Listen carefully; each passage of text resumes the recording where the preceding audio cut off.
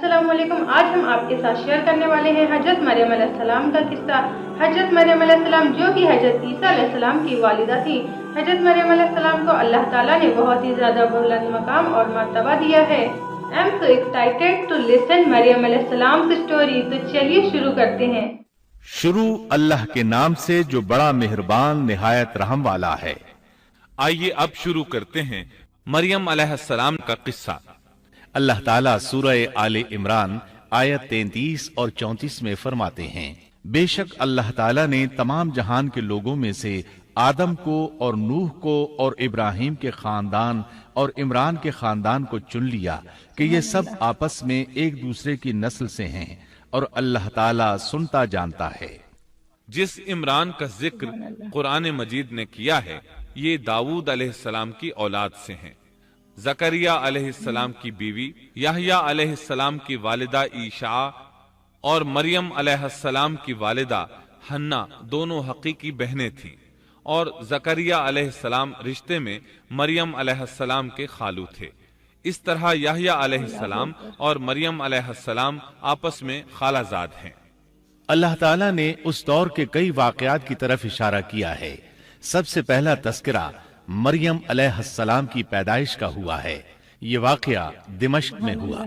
زکریا بن دان سلیمان علیہ السلام کی اولاد میں سے تھے۔ دمشق میں زندگی گزار رہے تھے۔ عمر 100 سال سے زیادہ ہو چکی تھی۔ اس قصے کی ابتدا قرآن مجید نے عمران کی بیوی سے کی ہے۔ وہ مریم علیہ السلام کی ماں اور عیسیٰ ابن مریم کی نانی ہیں۔ عمران کی بیوی کے ہاں عرصہ دراز سے کوئی اولاد پیدا نہ ہوئی تھی۔ ایک دن انہوں نے ایک چڑیا کو دیکھا، وہ اپنے بچوں کو خوراک کھلا رہی تھی۔ یہ دیکھ کر انہیں شدت سے اولاد کی خواہش محسوس ہوئی۔ انہوں نے اللہ سے دعا کی، اللہ نے ان کی دعا کو قبول فرمایا۔ چنانچہ جب بچے کی ولادت کا وقت قریب آیا تو انہوں نے ایک نذر مانی۔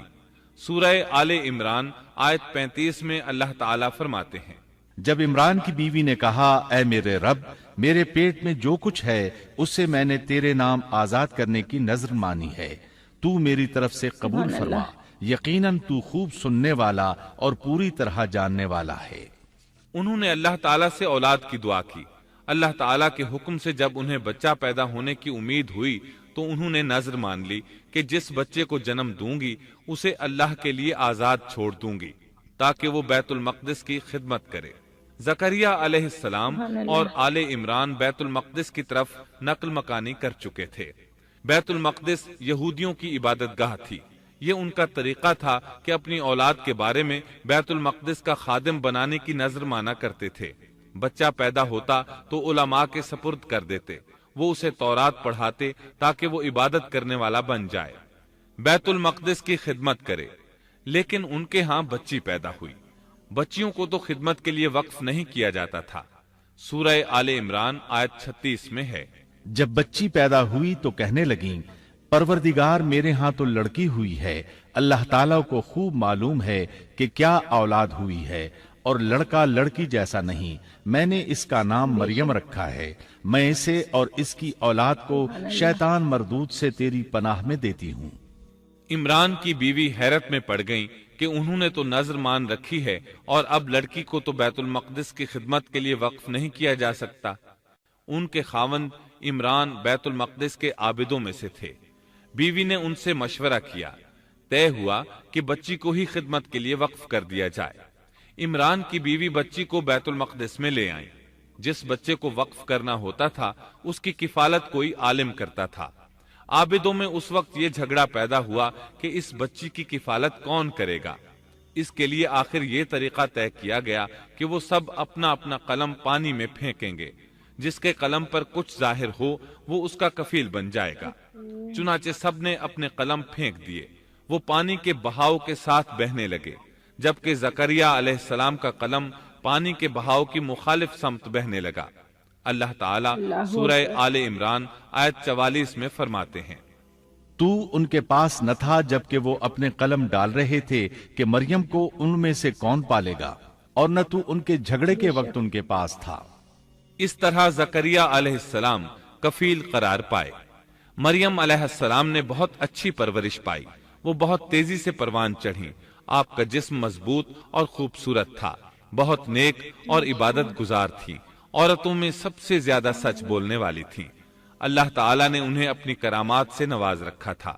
اللہ تعالیٰ سورہ آل عمران آیت 37 میں فرماتے ہیں، جب کبھی زکریا ان کے کمرے میں جاتے ان کے پاس روزی رکھی پاتے، وہ پوچھتے اے مریم تیرے پاس یہ روزی کہاں سے آئی؟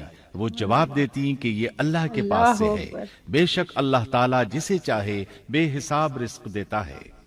زکریا علیہ السلام کو جب کہیں جانا ہوتا وہ مریم علیہ السلام کے کمرے کا دروازہ بند کر کے جاتے تھے۔ جب واپس آتے تو اس کے پاس رزق رکھا پاتے اور وہاں غیر موسمی پھل ہوتے۔ بہت تعجب کرتے۔ مریم علیہ السلام انہیں بتاتی یہ پھل اللہ تعالیٰ نے آسمان سے نازل کیے ہیں۔ اللہ تعالیٰ سورۃ المائدہ آیت 75 میں فرماتے ہیں، اور عیسیٰ کی والدہ ایک راست باز عورت تھی، اسی لیے ان کے ہاتھ پر بہت سی کرامات ظاہر ہو رہی تھی۔ ان کی فضیلت سورہ آل عمران آیت 42 میں ان الفاظ میں آئی ہے، اور جب فرشتوں نے کہا اے مریم اللہ تعالیٰ نے تجھے برگزیدہ کر لیا اور تجھے پاک کر دیا اور سارے جہان کی عورتوں میں سے تیرا انتخاب کر لیا۔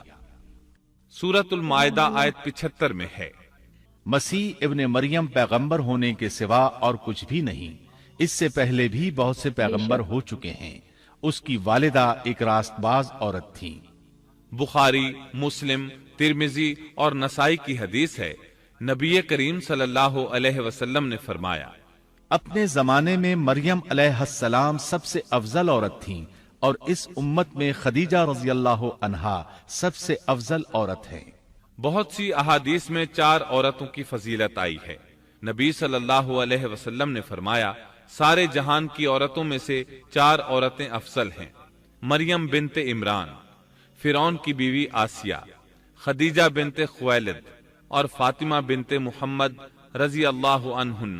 پس ثابت ہوا کہ مریم علیہ السلام کو اللہ تعالیٰ نے بہت فضیلت عطا فرمائی تھی۔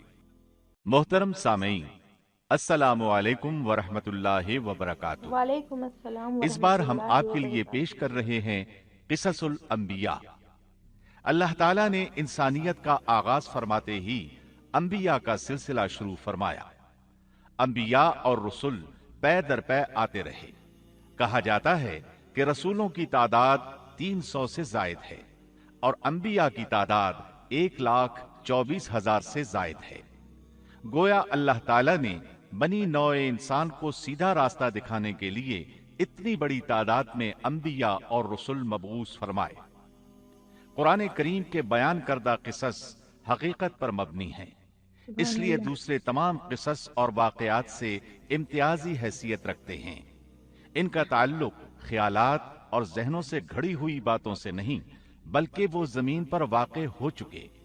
انسانوں نے اپنی زندگی کے مختلف ادوار میں ان کا مشاہدہ کیا، اور پھر یہ واقعات اس لحاظ سے بھی منفرد ہیں کہ عبرت کا باعث ہیں۔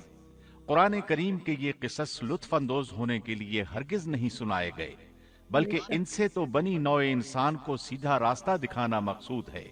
یہ مقصد تھا کہ انسانیت عبرت پکڑے، روز جزا کے بارے میں آنکھیں کھول لے، ان واقعات کو سن کر اور پڑھ کر اپنا راستہ منتخب کر لے۔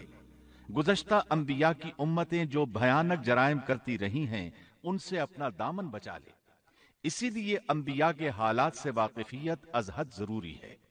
جب تک ہم انبیاء کے واقعات سے روشناس نہیں ہو جاتے اس وقت تک قرآن مجید تک مکمل رسائی حاصل نہیں کر سکتے۔ ایسی ہی اور ویڈیوز دیکھنے کے لیے ہمارے چینل کو سبسکرائب کریں۔ Thanks for watching.